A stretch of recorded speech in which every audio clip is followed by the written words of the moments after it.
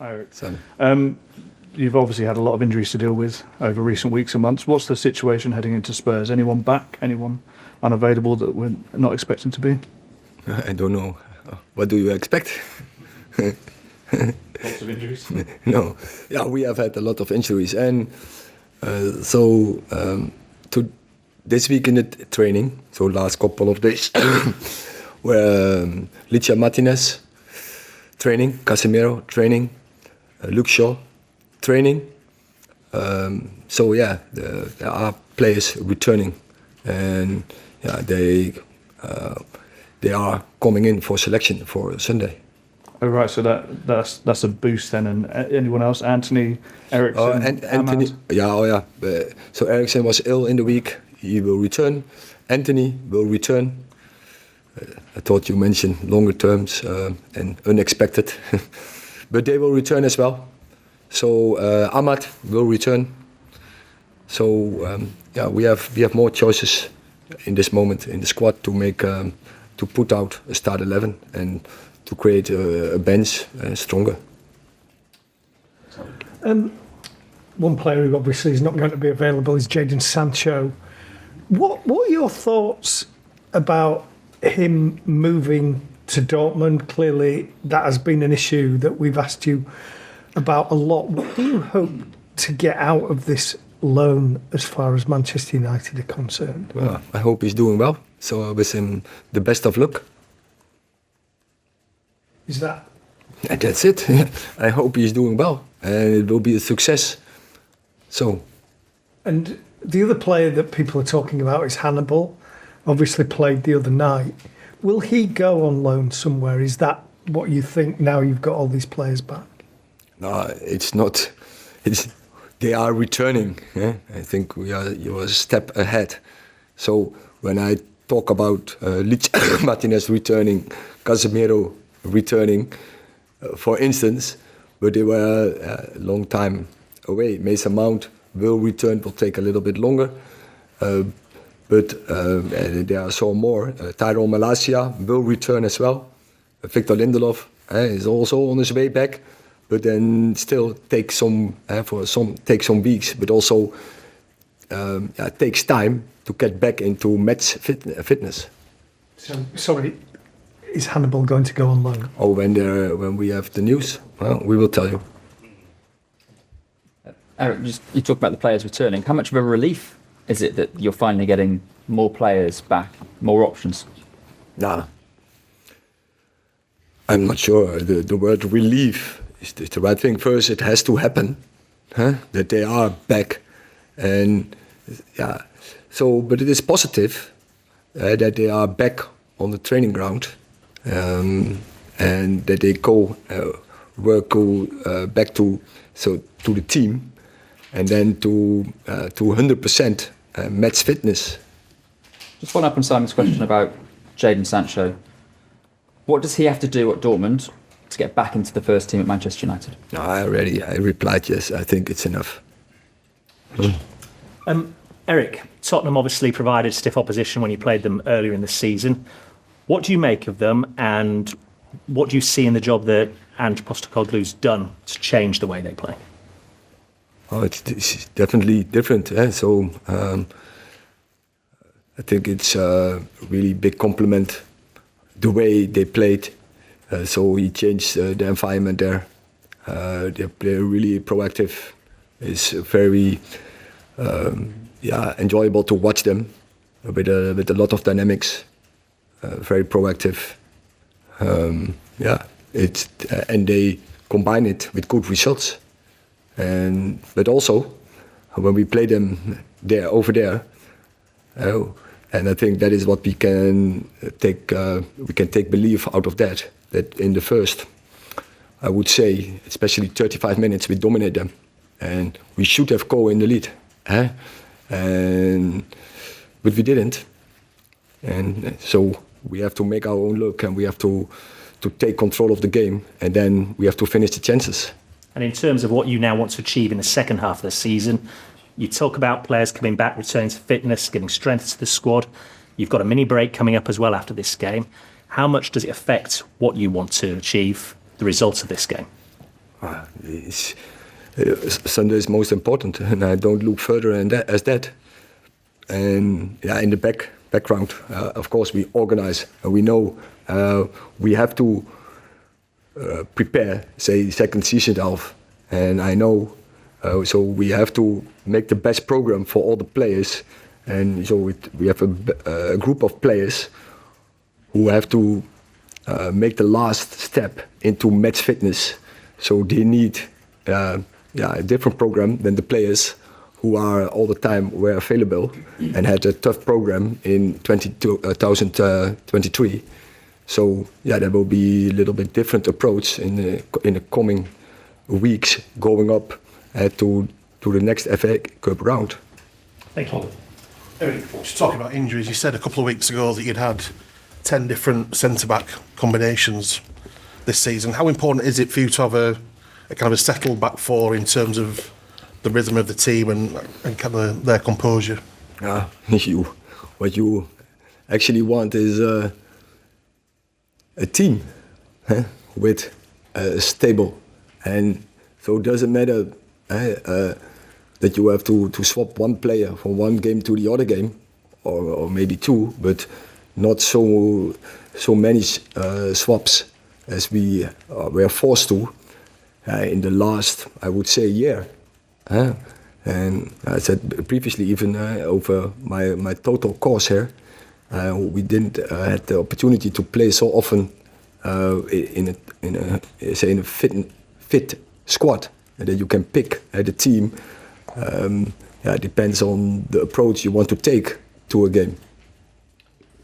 Hi, Erik. You mentioned Antony's back. He's a player that you know well. When you bought him, the club backed your judgment and paid a big price for him. But this season he has no goals, no assists. Are you surprised at that? And how do you explain how he's struggled to adapt to the Premier League? Because obviously you knew him at Ajax. Can you explain why that is? And can you understand if fans are losing patience with him because he's not delivered on the fee yet? I can explain. I think it's very simple. I think his off-field issues stops him playing because. So I don't agree. I think first year was okay, and I think pre-season was very okay. First 4 games were very good. For instance, I've seen the game against Spurs back. He was playing a very good game over there, but from the moment off, he was out. And then he came back. He didn't deliver the performance we should expect from him, and he can do so much better. And if you mention Ajax, also I look back there. So his effectiveness, so his end product was very high there. Also Champions League, very high. So I'm sure he's capable of doing this by. Bringing key actions, key passes, the crosses, the finishing. So his end product in Ajax was very high, and he should return to that levels. But of course, Premier League is more difficult. But he's capable of doing it. But you still think he's been troubled by the off-field issues? You mentioned that. Do you still think that's mentally? It has to have an effect. Yeah, it has to have impact on him, definitely. And so he has to deal with that. So he cost them. So he has to sort them out. We will give him all the support, but he has to do better. Erik, Dave's mentioned Antony there, and some of the other guys have mentioned Sancho. The club signed 13 players for more than £50 million in the last 9 or 10 years. Pogba, Antony, Maguire, Lukaku, Sancho, Casemiro, Højlund, Fernandes, Di Maria, Martinez, Mount, Wan-Bissaka and Fred. Obviously, there's a couple there that it's still early days with. But why have so few failed to really deliver for the price tag and the expectations on them? And how important going forward is that if players are brought into this football club for big money, that they really do justify that price tag? First of all, and I've said it more early on, so playing for Man United is so much different than playing for any other club. It's so much more difficult to play for Man United and to perform for Man United as you can do for another club. So you need very strong character to perform, to deal with high expectations.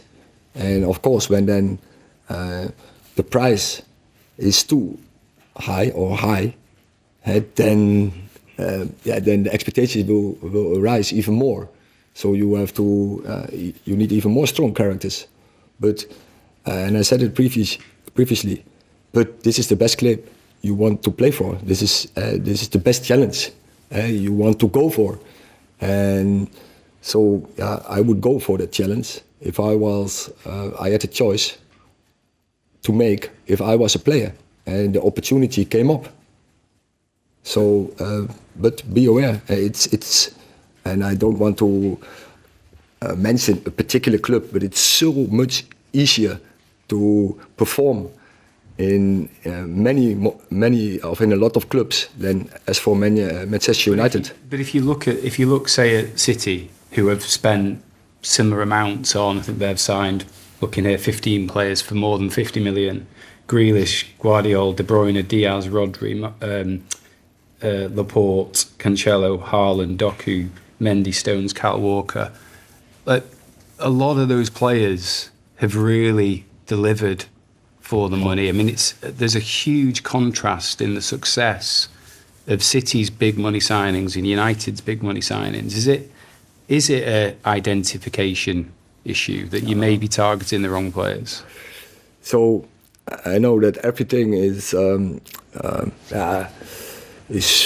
highlighted in the moment. The performers are not there. But don't forget, last season, everyone was telling, hey, the signings from Manchester United were very good.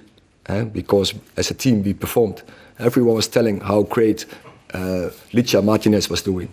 How everyone was telling me, Christian Eriksen is a top signing. Malaysia, very smart.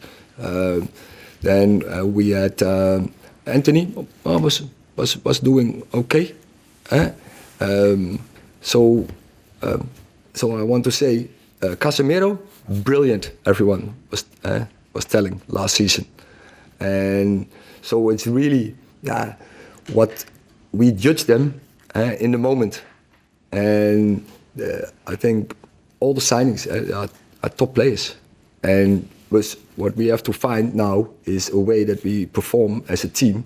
So then as a club, and then you will judge them very differently, and we have to understand and to acknowledge, we have to do it together, and so we have to be on the same page. We are in the same boat. We have to perform together, and then all those players, they are very good signings.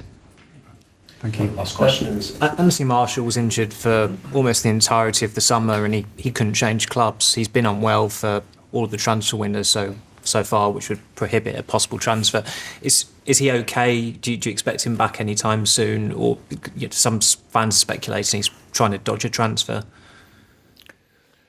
So, he's not fit. So he's not okay.